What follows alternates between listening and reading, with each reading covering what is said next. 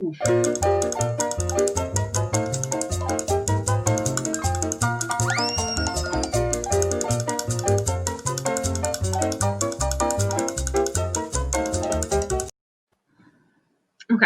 so okay. I don't even know how to start this. Okay, so on our Twitter feed, I believe on the PREVIEWsworld feed, we received a statement from man Jamal Ingle, who has said, I don't say this lightly, it's time for Marvel to put the Punisher out to pasture. The concept is corrupted. And he made this statement in lieu of recent events across the United States. And so in saying that, it kind of opened up a much larger concept and discussion about censoring characters that have been misappropriated from their original concepts. And so we took this to you guys to discuss amongst yourselves on PREVIEWsworld feed. So we asked you, we want you to know, should a creation be banned or retired because of the way they've been appropriated in real life events? So let's dig into some of your answers and try to keep it as neutral as we can. Norma's, what is happening with this name? Normash the Wanderer? The Wanderer? Okay, all right. I feel like we spent too long on that. Okay. Banning stuff is a slippery slope. What is and isn't offensive is subjective, and once we start trying to protect people by canceling work, we end up like Fahrenheit 451. Valid point. Nathan says, I don't think so. Writers have been very careful to ensure that Frank Castle does not see himself as a hero, but if it's a huge issue, maybe giving him a redemption arc or something, or just write a story where he takes down militant white supremacists. A little on the news. TV Puncher says, I wouldn't miss Frank Castle. Decent dude, but his image has been tainted by those that misinterpret his views. All right. All right, who's going to, like, nobody wants to go first. I mean, like, yeah, look, you know, like some business happened in the United States last week while we were recording, actually, which was actually pretty interesting.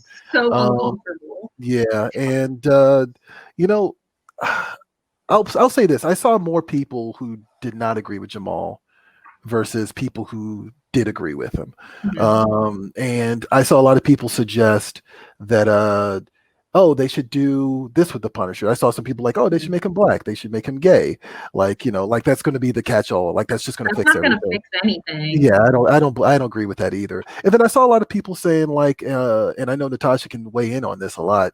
I saw a lot of people saying like, well, they should probably, like this, like one of the comments said, they need to just recontextualize Frank Castle so that his story isn't one that one that can be easily latched on or reappropriated for groups. But here's the thing: they've already done that. Like I would argue that they've been doing that for like at least a couple of decades now, if not since the character's inception.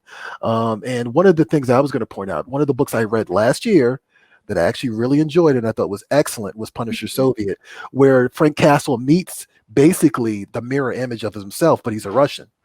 And there's a lot of interesting conversations about the path of revenge and where hatred leads you and how it's just a cycle of violence. And like, yeah, it's all right there. Like people have been doing this for years, and even just as recently as like early last year.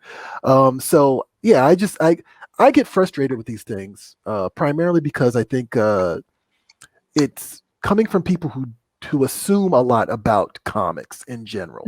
You know what I mean? And they are taking a lot of the stuff at face value, just like we could argue the people who are misappropriating this character as well.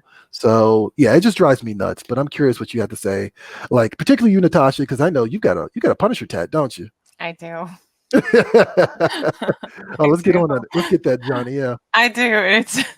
It's a hard one. Because honestly, for years I've seen the Punisher skull used in what it's not representing at all. Like, you know, we talked about this earlier about a lot of those people that use it or have it as a brand or a badge or, you know, whatever, a sticker on their car or truck or whatever, clearly have no idea who Frank Castle is. They just see the skull. They think it's, you know, like you're saying that misappropriation, but like really they think, oh, well, he's the hero of this or he's the hero of this. He's totally not. He's one of the epitomes of an anti-hero, like, the revenge, the killing to get the job done for a certain purpose kind of thing. And and it's really, really hard. And I grew up reading The Punisher and getting to know Frank Castle and all that kind of stuff. And the reason there's a whole story behind why I have the tattoo.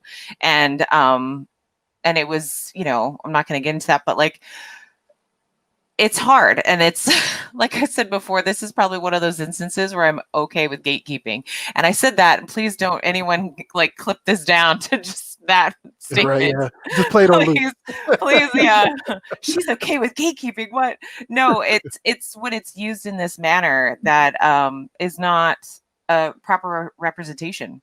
And it's hard, and it's a slippery slope, and it is hard. And I mean, I've even talked with my teenager about certain things, and just even before recent events, when we see it used a certain way, and I'm like, haha, never read a comic, Exactly.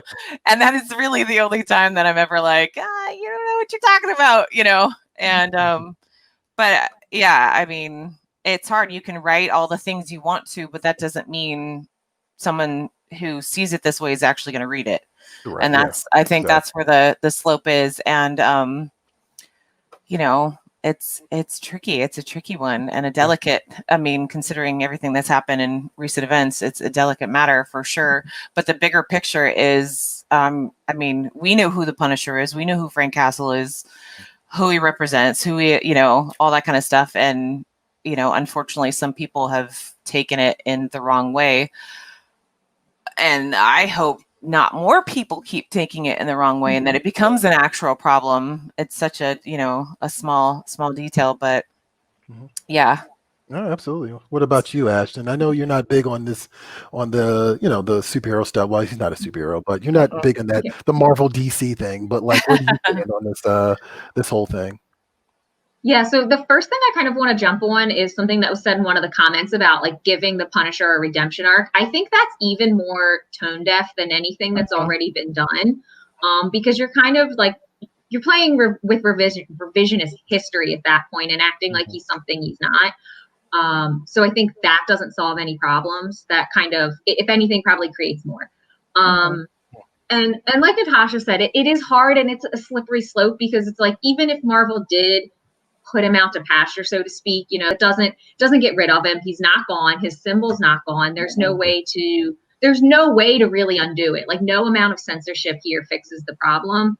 And frankly, in terms of taking a hot take, and I want to be delicate with hot takes here, I don't think Marvel should be bullied into getting rid of their characters. They own that. He's an icon. He's important in the comic book community. And I think it's unfair to be bullied into getting rid of him because of the way he's been misappropriated. The Marvel didn't do that. They weren't out telling people to use it. So I think it's a little bit of an unfair takeaway. Yeah.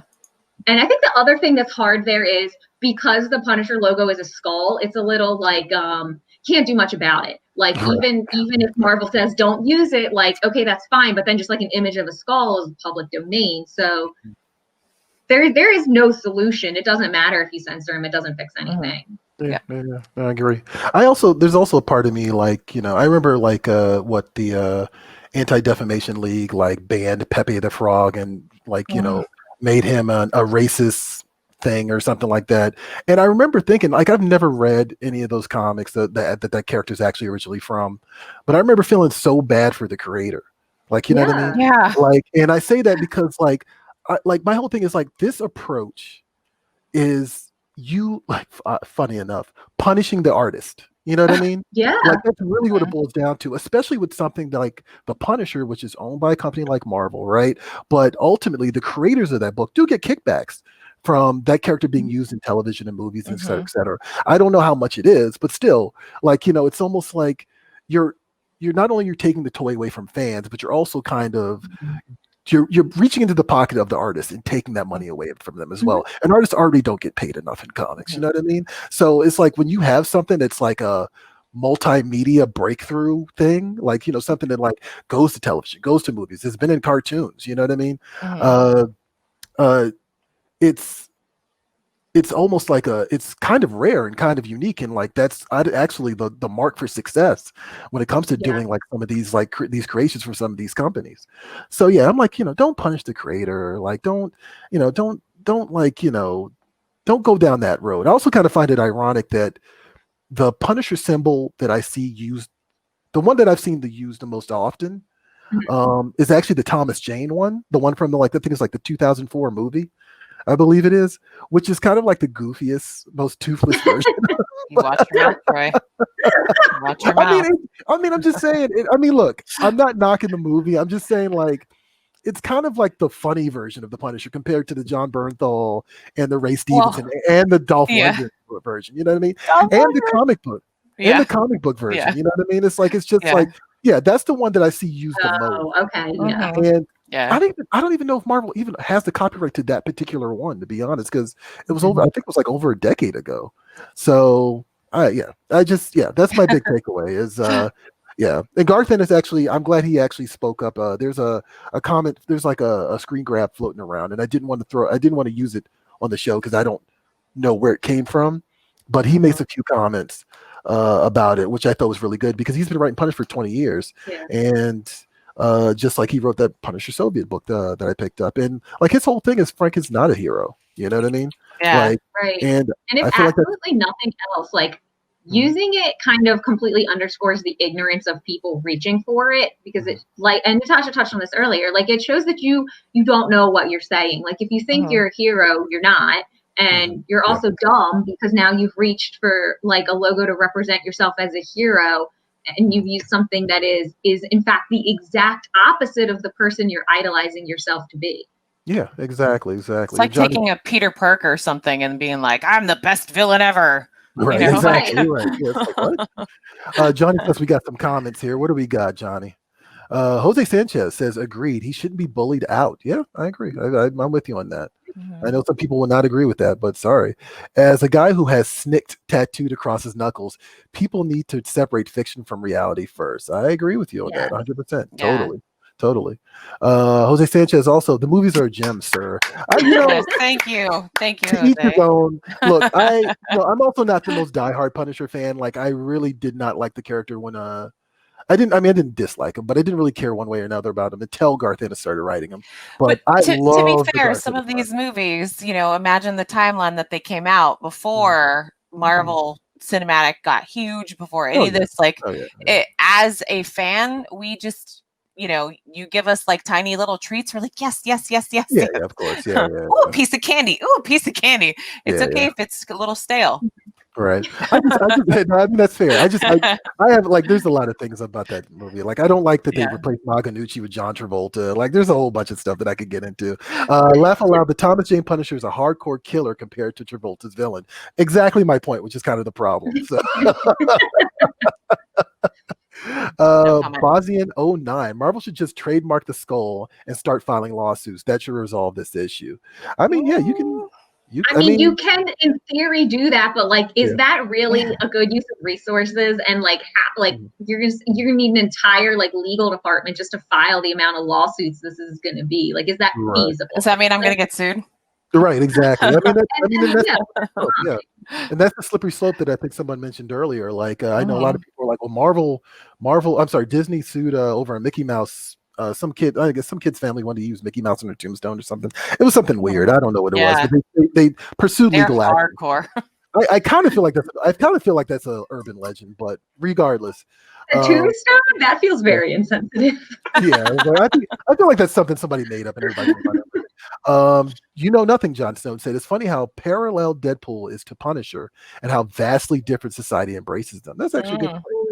Yeah. I've heard about that. Yeah, they are definitely both like just kind of in a way mindless killers, but at the same time, like they have their own like unique backstories that are sympathetic. I mean, if you go over to like Harley Quinn and Joker, how many people idolize that relationship? Right. Yeah. We do not have time. I get because I'm pretty sure that's not healthy. I get more weirded out by the Silk Spectre comedian cosplays. I'm like, ooh, yeah. Those are the ones where I'm like, yikes. Tracy says maybe the storyline can adopt the reality of what what's going on in real life. He himself, the Punisher, decides to change his own logo in the Marvel world. I mean, I guess. I mean, I feel like the books are. I feel like that's still giving in to the bullies. Yeah, right. And I also feel like the character the comics have largely been about reflecting what's going on in real life, like especially the Most Punisher comics Max are. stuff. Yeah. Like especially the Punisher Max stuff, like in the last like 2 decades, has been about like, all right, he's talking about like, military industrial complex, or crooked cops. Like that's another thing. Punisher actually kills a lot of cops, by the way. I just want to point that out. Right. So that's a whole nother thing on top of that. But yeah, so anyway, that was my big takeaway. I think Jose Sanchez is back. I think this is one of those one. Yeah. where there isn't a solution, because we all know what the Punisher stands for, but the people who use the logo obviously don't know about him. Yeah. There you go. Exactly. So yeah, unless we decided to add comics to the school agenda to educate people, I don't think anything can be done. I mean, that's right. I don't find a problem with that. Yeah. Me neither. Of course, my 2 kids already read comics, so they'll be advanced. Yes, yeah. They'll be in honors. There you go. I know Brian Michael Bendis was teaching like comics classes in Portland or something like that at one time or another. I remember that. Yeah. So, but yeah. So thanks, guys. I appreciate your comments. Some of them were thoughtful. Some of them were absolute crap, but that's okay. Not the ones we featured on the show. The ones we featured on the leaving. Well, I'm not talking about you two in particular, and I'm not talking about the people we feature on the show. Good, but like, getting up is hard right now. That's fair. But there's like, I think there's a fine line, and I think like for those of you who had like a nice nuanced reaction to these things and thoughts, I appreciate it. We always appreciate talking about comics, because really we're here to defend comics. I mean, I'm going to be open about that. Yeah. Like, we are here to defend comics straight up. Like, there's a lot of Natasha jokes about gatekeeping, but look, I'm gonna be honest with you. I think gatekeeping is okay sometimes, because there's a lot of people talking about comics who don't know anything about them. You know what I mean? And like, treat the medium like trash, treat it disposable, assume that it's a lot of like really surface baseline things, and don't view it as art. And I'm here to tell you, like, it is art, and a lot of thought goes into making them. So, well, see, I don't think that applies to the gatekeeping side of things. That's just educating people who just don't know. Right. Like, well, I mean, that part. Gatekeeping could be like, hey, I like X-Men comics. Cool. Now tell me which ones. Who was this artist? Who was this? You have to validate your nerd card, kind of thing. Well, I mean, I will admit, like, I would. There were a couple of times, and I had to rein myself in here, but like, there's a couple of times where people were making comments about this Punisher thing, and I was like, "What's the last Punisher comic you read?" Like, seriously, like, because all the things you're saying sounds like you have an impression of the character. I was like, what's this? Oh, what's that? Oh, okay. Wait, is that like OG, like legit, or is it a reprint, or okay? It's sitting right here on my desk. All right. I was about to say, anyone. That's a real deal Holyfield. I love it. There you go. My husband got that for me. All right. Geek Cred official. I love it. Don't forget that you can catch Previews World Weekly streaming live every Wednesday at 4 p.m. Eastern, 1 p.m. Pacific at Previews World on Facebook, YouTube, and Twitch.